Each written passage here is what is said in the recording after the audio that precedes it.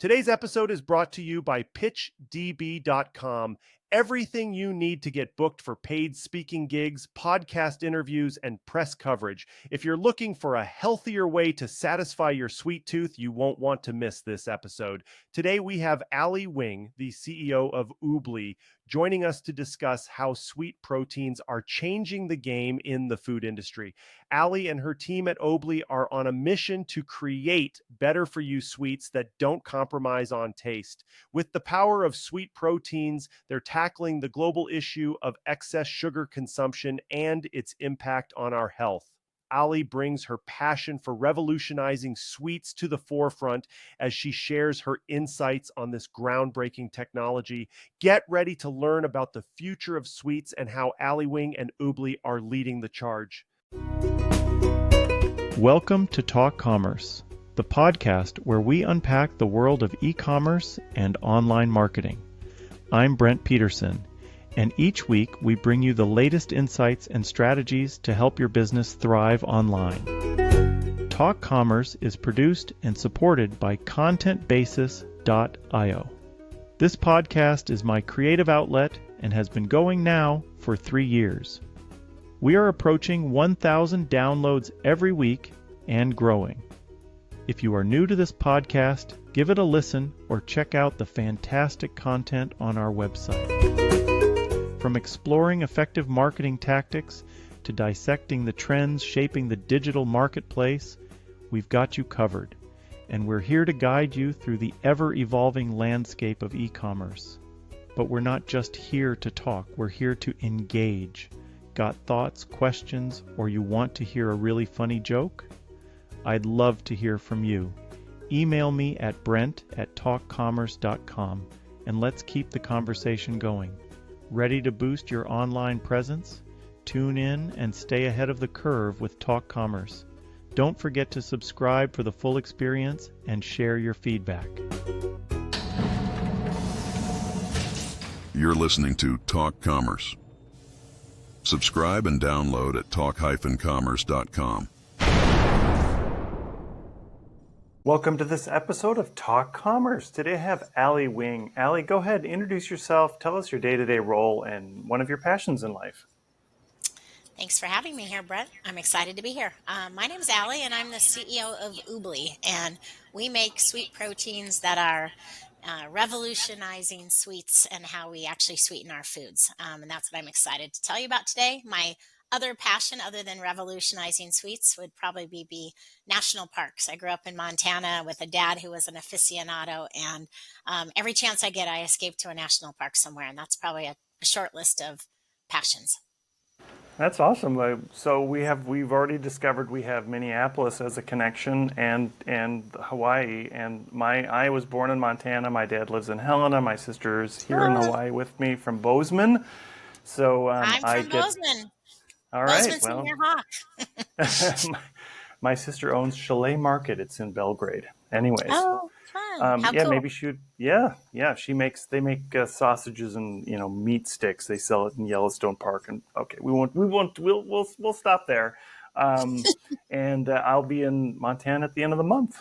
So in Helena. It's a beautiful place. Anyway, yes, it's beautiful. All right. So Ali, before we get started, you did volunteer to I'm going to just tell you a joke. And all you have to do is say, should this joke be free, or do you think at some point we should charge for it? So here we go. My wife has forbidden me from making more breakfast puns. She says I do.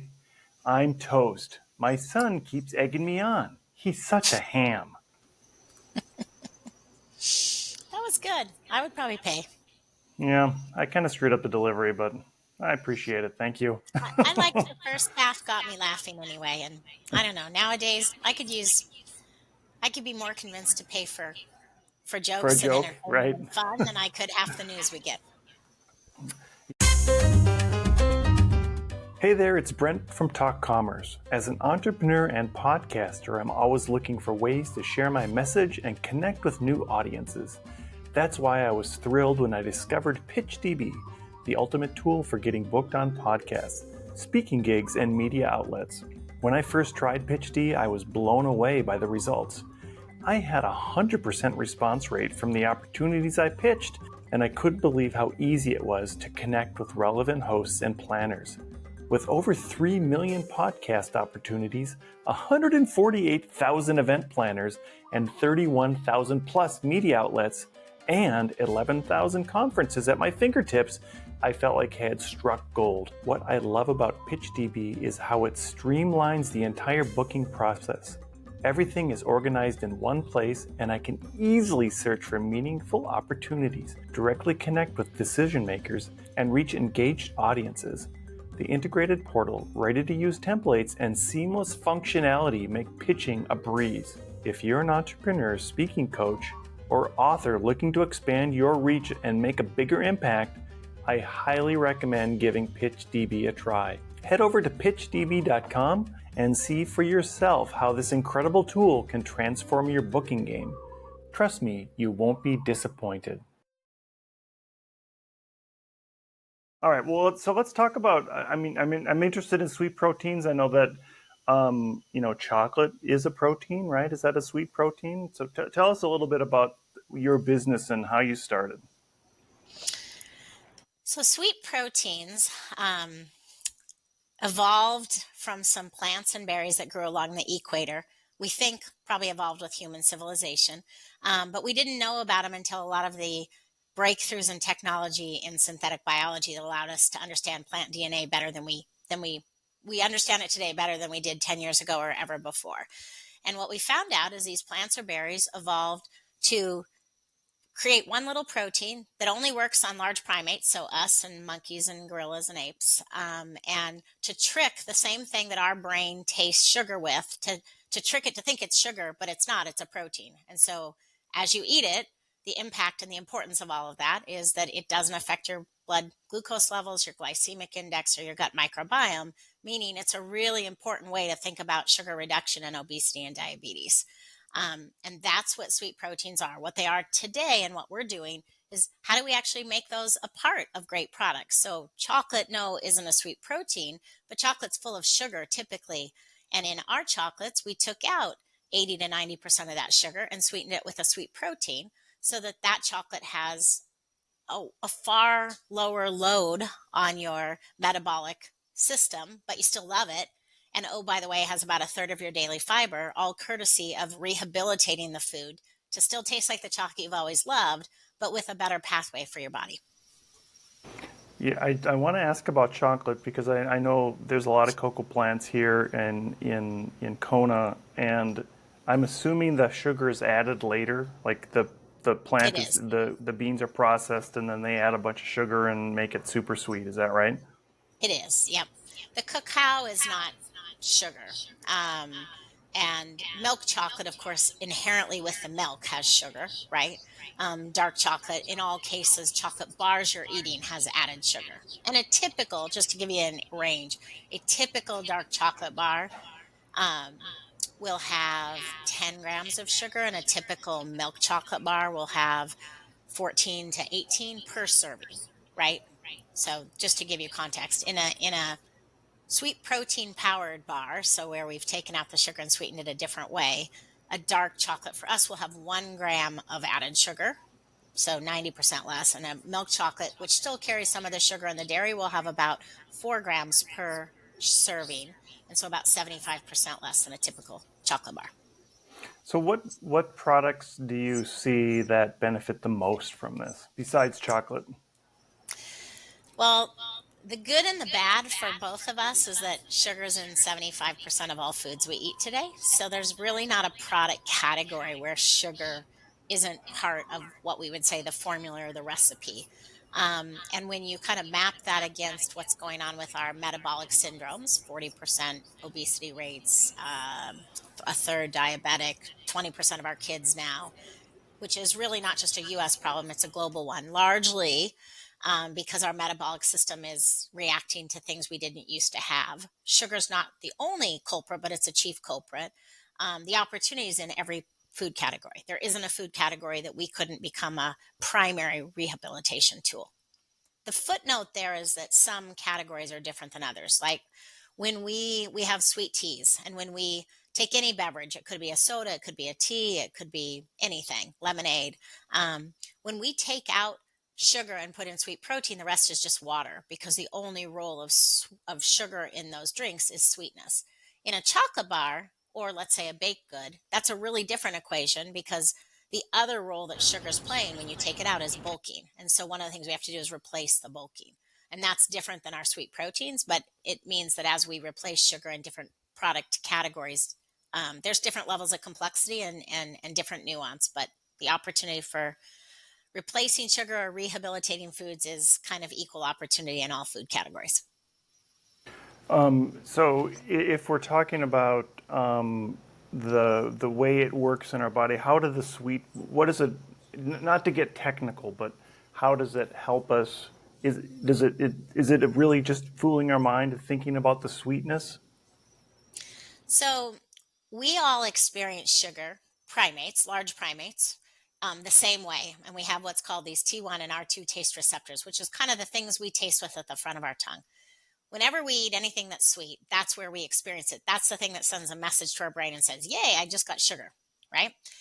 The way sugars do it, and every sugar that you know before you ever heard of sweet protein is what's called a small molecule type sugar. Sugar or sugar alternative, doesn't matter, plant based, artificial, they're all small molecules. They actually, when you eat them, they kind of bombard that taste bud. And then as they move through your digestion, they're really hitting your insulin or hitting your gut microbiome. What a protein does to trick it or fake it is they actually come in and momentarily bind for just a second. They bind with your that same taste T1 and R2 taste receptor. That tells your brain, hey, you just got the sugar. But like any other protein, the moment I swallow it, it unfolds and it deactivates. So the thing that triggered the taste doesn't trigger insulin or any of your glycemic index. Kind of cool, huh? Yeah, that's really cool. So besides the, I mean, obvious benefits, do you have some good? I know that you said there's not a good cat or not a broad category, but is there specific foods that you target in the beginning to work with your product?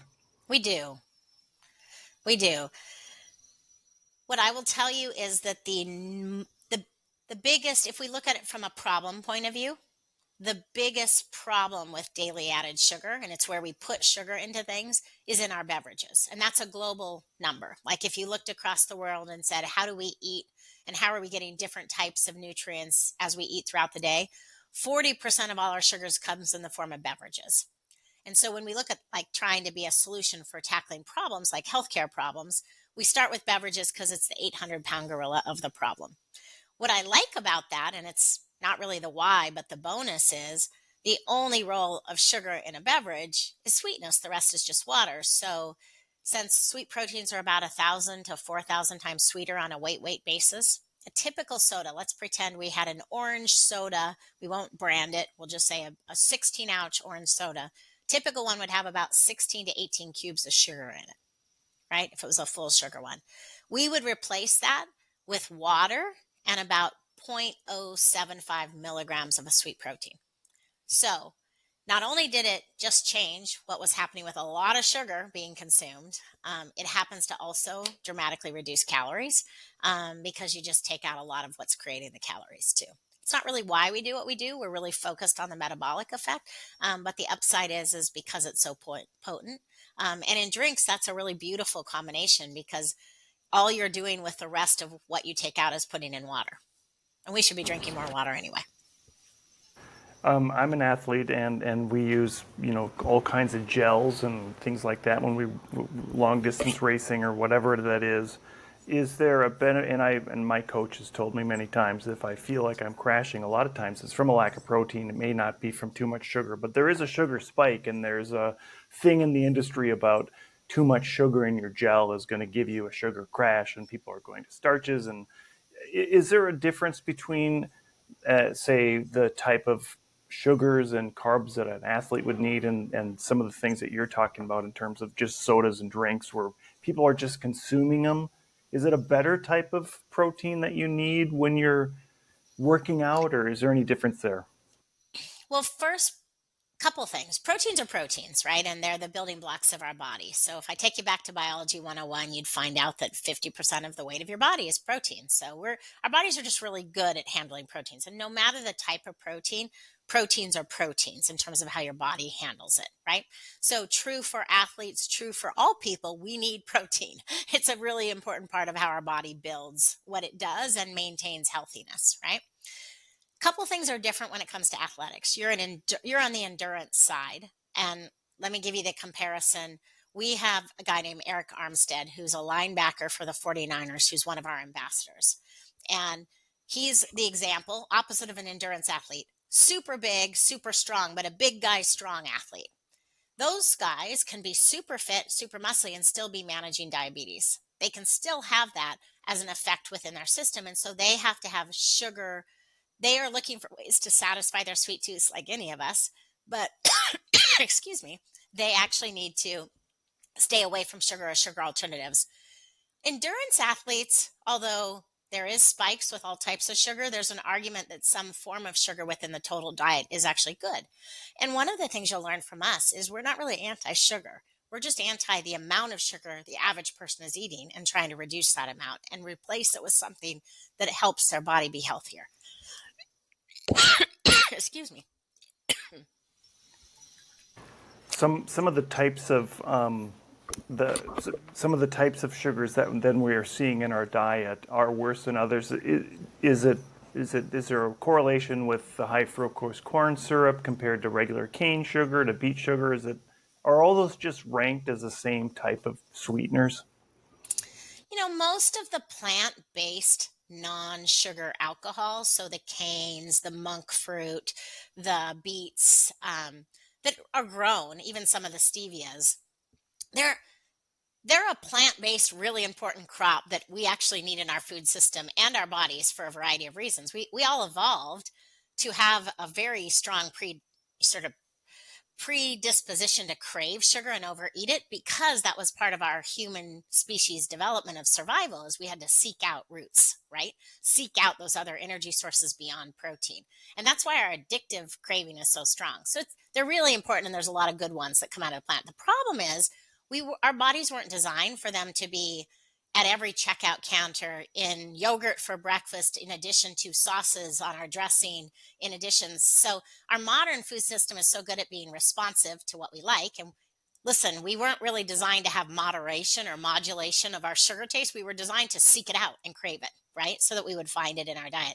That just kind of runs head in sort of, it's like a crash into the modern world, right? And so what this can do is give us a better balance from that. And that's really, I think, the primary goal. There are a whole other category of what I'd call sugar alternatives, which now have there's a lot of debate. There's a lot of different sponsored medical research, but there's a lot that suggests the high intensity, whether they're plant-based or not, or alcohols, are actually well known to take existing health conditions and make them worse or be adding to some very serious health issues, whether that's diabetes and obesity, which I would argue is pretty fundamentally a problem anyway. There's a lot of research now that says if you're predisposed already to strokes, they will increase it.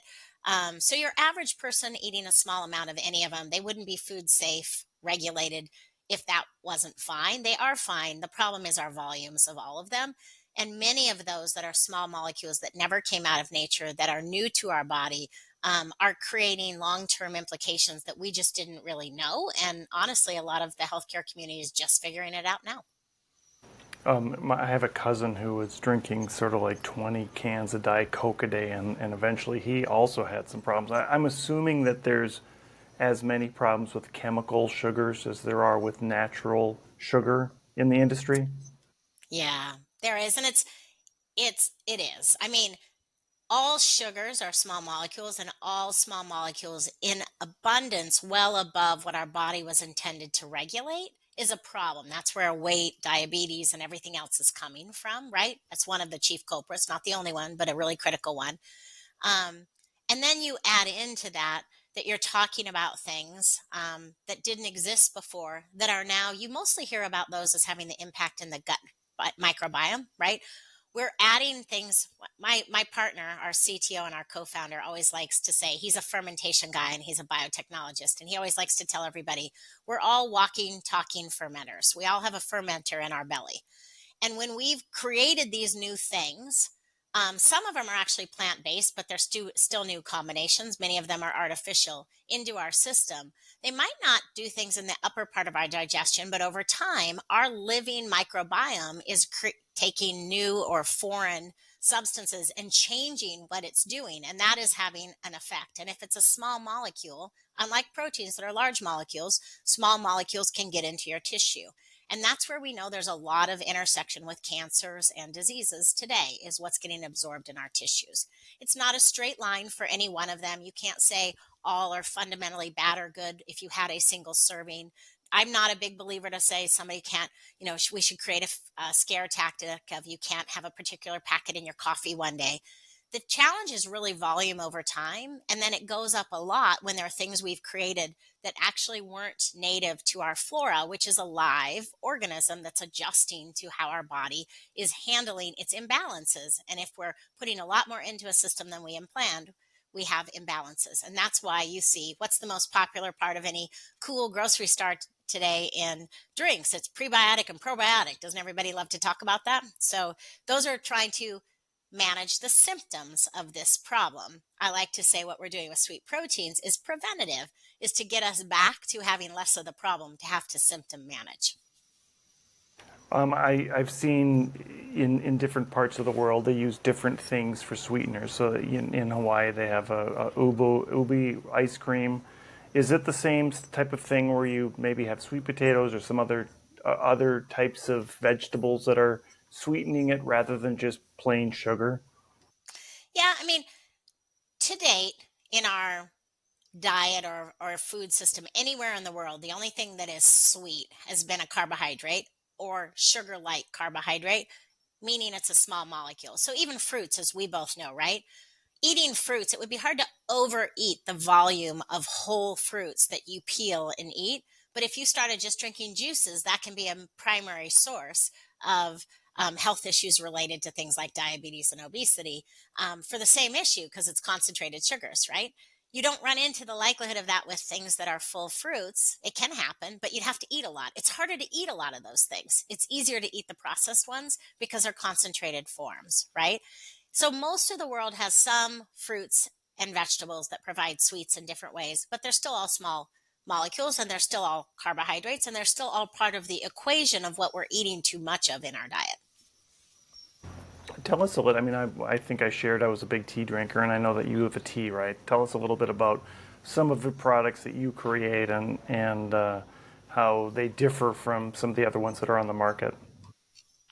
So our first product ever, so a year ago, we just had our first protein. We're working on about 6 of these protein. There's about 12 known in the world. And a year ago, we got our first one regulated, right? And we've been really conservative with going through everything safety because how are we going to go bend the global health curve if we introduce something that we're not certain is really safe? So we feel really bullish about it. We're excited. But we also knew our first product we wanted to be drinks. And so since our focus is very much as a global issue, we looked at where's the most interesting thing happening for young people 20 something today because they're the big adopters of new trends and changes. And we decided teas was the big opportunity because boba tea in food chains, you can imagine that we're probably working with some of those. But we also saw this growing demand for kind of healthy energy. Healthy energy, you see it in all sorts of things, and it's showing up in a lot of healthy energy teas. So ours are a healthy energy take on a fruit forward sweet tea. And I would tell you that they are about 75% less sugar for an equivalent sweet tea. And an example would be a typical tea, let's say, really truly in the South sweet tea, which we're not as sweet as yet because we're only using one protein, would be probably on average 35 to 55 grams of sugar per serving. The slightly more, let's say, coastally thinking sweet tea would be more like 22 to 25 grams per serving. And our teas are 7 grams. And that's because we have about 1 gram of sweetness. I can tell you about why we put just a little bit into every one. That's a sugar, not a protein. And then the rest is fruit, right? Because we have fruit forward. So we have a mango, yuzu, green tea. We have a peach sweet tea that's a black tea. We have a lemon. We have an Arnie P for our Arnold Palmer. And really what we're trying to do is just give you the people that want a sort of better healthy tea that's a sweetened tea, not having made the decision to just not have sweets, a better way to do that. And it's about a 75% sugar reduction. What I'm really excited about is that if as of today, so a year ago, that was our first protein. We now have four proteins regulated with safety. So we're working on products that have combinations of our protein. And why is that important? We kind of hold the standard of how sweet can we make something. If you tell me your favorite secret sweet, let's say you're a tea lover and you have a brand you love and this is this sweet. My job is to actually not change what you like as sweet, but reformulate it and see how can I keep the flavor you like and how much lower can I make it sweet. And what we found is that when we work with multiple proteins, we can actually go to higher sweets. So maybe we can get to that southern sweet. I'm not sure yet, but we're working on that. And how much less added sugar or fruit or whatever do I need to put in it? And what I'm finding is that we can get about 10 to 20% sweeter and we can drop the sugar added by another 10 to 20%. And that's really exciting for us, right? We start thinking we can solve more people's sweet tooth because not everybody wants to adjust around these health demands. And we're working really hard to make it so that we can meet the consumer where they are, give them what they want because we're biologically designed to love sugar. I don't want to make people feel bad. The reality is our bodies are struggling, and I do want to address the health system. Yeah, isn't it funny how, like, if you're in Georgia, it's going to be sweet tea on the counter, and if you're in Minnesota, it's going to be no sweet tea, right? So, Exactly. so you have teas and chocolates. Those are the two main products that you're doing now. Yeah, we did. So the reason we did that, we're really rolling out beverages. So you'll see us. I can tell you, you'll probably be the first to know. I think we are about to announce our new flavors for spring teas, and we'll also. We only had one green tea, and there's been a popular demand, so we'll now have a multi-pack for green tea. And we had a lot of demand from parents to give them a caffeine-free option, and so we're adding lemonades to it. So there will be black teas, green teas, which will be extended, and lemonades all coming this spring. And so our goal was really to be a beverages company.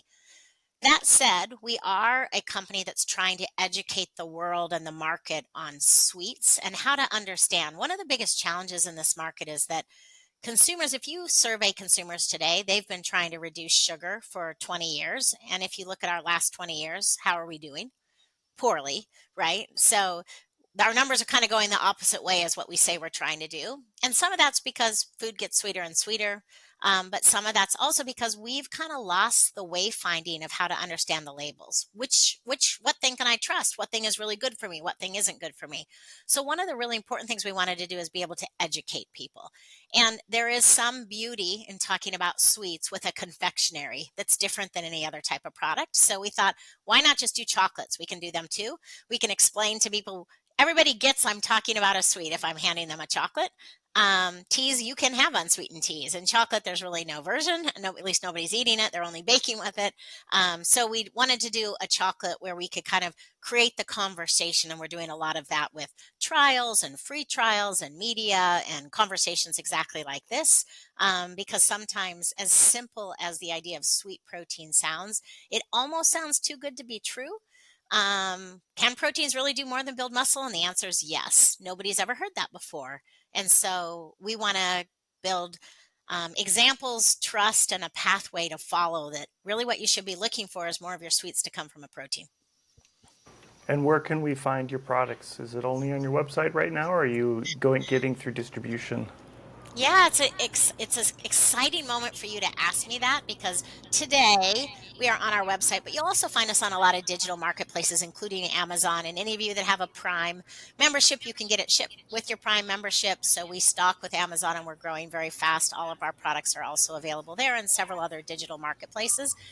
And tomorrow, I actually leave for our 2024 Expo West, and it's our launch of our wholesale line. And we will be rolling our products and they're expanding products out through retailers. So I would expect this time next year, there's lots of stores you should be able to get them from. Today, there's about 100 that sell them, mostly in California, because that's where we're from.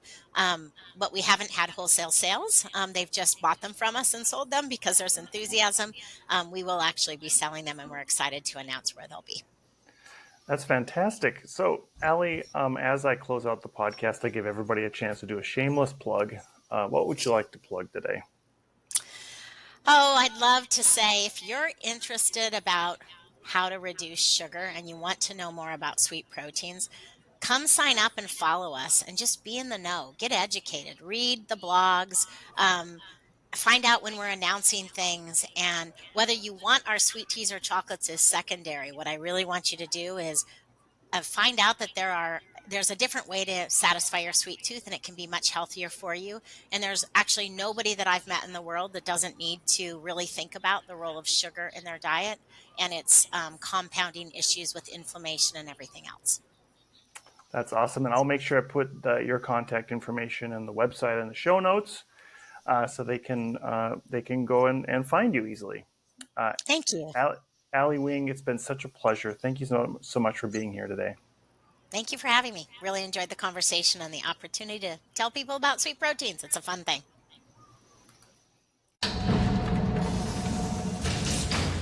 Talk Commerce is a production of Content Basis, LLC. For more creative content, go to contentbasis.io.